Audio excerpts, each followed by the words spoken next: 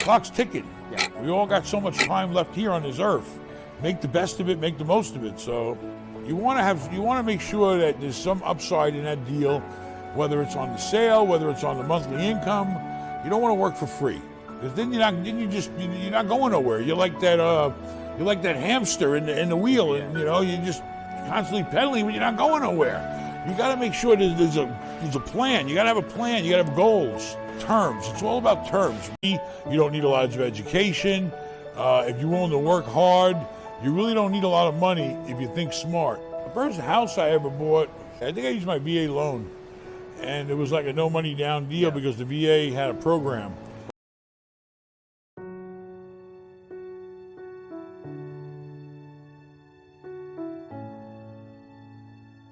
My life was horrible. I mean, my childhood was the worst you could ever imagine.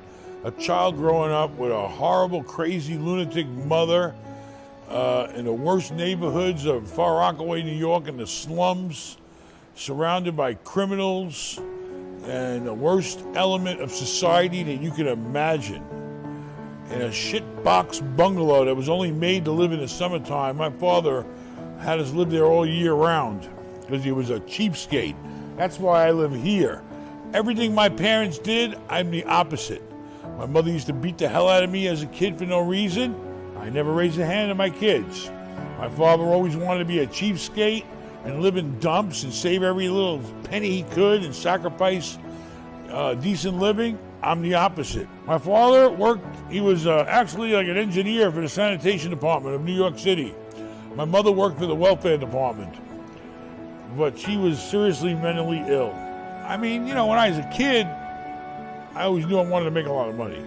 When I moved to Manhattan, I'd go and walk past the Plaza Hotel and see all the dignitaries and big shots, and I'd say, one day I'm going to stay there. The old one, right by Central Park. Eventually, I made enough money to stay there. I said, this place is a dump. I really knew real estate when I got out of the Army and went to work for a guy that was already in real estate. Yeah. And started working for him. That's how I really knew this is it. This is what I like to do. This is where there's a lot of opportunity. You don't need a lot of education.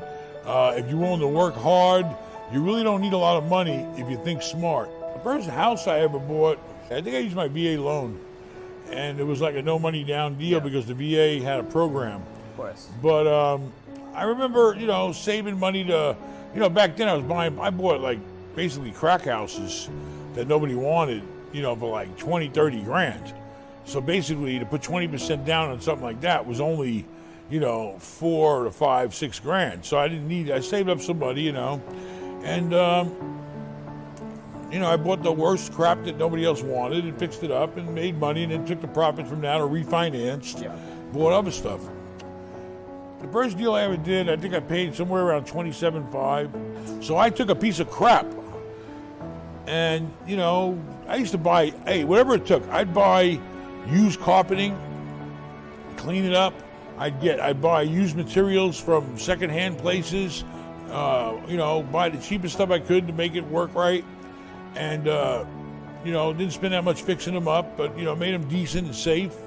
And so I took a piece of garbage I paid $27,500 for, probably threw another maybe 5, 7, 6, 7 grand into the place. And I hired guys off the street to help me in painting and all that crap. And then, so I'm into the place, say, for 35 grand, based on $1,600 a month income, it's now worth $150,000. Because now it was a decent looking place. I had 2 contracts in the housing authority, proving that I had the rent coming in. The tenants only had to pay nothing or $20, $30 a month because they were low income. And I went to the bank and I refinanced it and got a loan on it for probably 100 grand back then. That's incredible. There was a lot of opportunity where I was at the time in the bad, rough neighborhoods. So I had stuff all over town. I had single families I'd buy, duplexes. The duplexes started becoming triplexes. I bought fourplexes. Then the guy that I was working for doing management, I also had him. And then me and him with his money and his credit, then I started doing bigger deals. So what's important to you besides money and profit that you would say for you? It's not even the money. It's, it's what you do. Okay. It's a sense of accomplishment. When you can take a piece of crap and turn it around and turn it into a valuable asset, it's rewarding. Plus, actually, I do get a lot of personal satisfaction taking garbage, fixing it up, and giving it to a nice family that was maybe low income or a senior person, you know, and working with the housing authorities and federal subsidies. You know, I used to stay up sometimes all night because I didn't have the money to hire nobody. I physically would paint apartments and stay up all night getting a place ready because I had an inspection the next day. You gotta cross the line in life. If you really want to make it and you ain't got a bunch of money, you're not born rich, you gotta cross the line. You gotta go where nobody else wants to go. You gotta work the hours nobody else wants the hours. You know, I neglected my kids when I was young, but I did it knowing that I was trying to benefit them for their future. So yeah, my kids may have missed out on, you know, Boy Scouts or, you know, some of the sports activities or whatever, and I feel bad about that, but in the long run it paid off because now, you know, they're set. Yeah. You know, and you got to make decisions in life. If you really, really want to be wealthy, you gotta go further than the average guy next to you. You got to put in 18-hour days sometimes. You know, when you grow up around really tough places, you know, where you're just trying to survive, literally, you survive your life, you know, then it gives you a sense of you know, I'll be honest with you, the Army taught me that you can do anything, especially if you got an army behind you. But they taught me that you can get it done. You can get it done. You figure out a way, you get it done, and you push yourselves to those limits. You got to push yourself. And I want to retire, and I want to take it easy and let my kids. If you need me, call me. I can work off a cell phone anywhere in the world. Yeah. I can probably do it right now, but my kids are in school. But I want to retire. I want to relax. I want to enjoy. I didn't want to work my whole life and not ever see the benefit of it. Yeah. You know, I bought this place because it's the benefit of working your whole life. Yeah.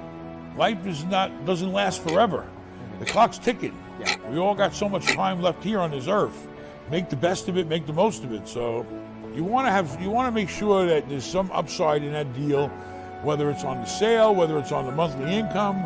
You don't want to work for free, because then you're not going nowhere. You're like that hamster in the wheel, and you know, you're just constantly pedaling, but you're not going nowhere. You got to make sure that there's a plan. You got to have a plan. You got to have goals, terms. It's all about terms. When you do have money, the money gives you power, because I don't answer to anybody. So that's why I'm able to compete with all the big shots in Chicago, New York, and all the REITs, because they need all these approvals. They're publicly traded. They have boards. I don't answer to anybody. So I can put my money where my mouth is. I can go to you and say, you know what, I'm going to buy you a house. I'm not going to pay you what the other guy's going to pay you, but he may not close the deal. I'm going to give you money today, hard, non-refundable. So you know, if I don't do that deal, you keep my deposit. So that's pretty much works when you don't have anybody to answer to and you got the money to risk like that. Timing is very important, and terms. If you give somebody good terms and good timing, you'll get that deal better than the other guy that's going to pay more money and drag it out for 3 or 4 months and subject to this and subject to appraisals and all that. I came in and said, I'm buying this house, here's my money, and let's do the deal at this price, and I'll close it like that. Nice.